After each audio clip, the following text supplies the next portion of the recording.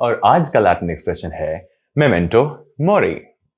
Memento mori अगर आपको उसका मतलब मालूम होता तो आपको अजीब लगता कि मैं इतना मुस्कुरा के बोल रहा हूं, लेकिन एक्चुअली अगर आपको इसका असली मतलब मालूम होता तो आपको बिल्कुल सही लगता कि मैं इतना मुस्कुरा के बोल रहा हूं। Memento mori is Latin for remember that you will die, right?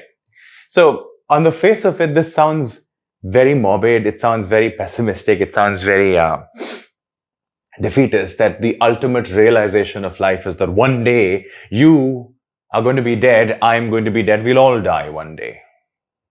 If you go slightly deeper, if you knew that today is the last day of your life and that tomorrow you're going to be dead, a lot of things in life would get simplified. You would not hold your grudges.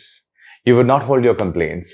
You would not think about why you're so angry in life. You would want to hold on to those that you consider close and maybe spend a few last moments with them in peace.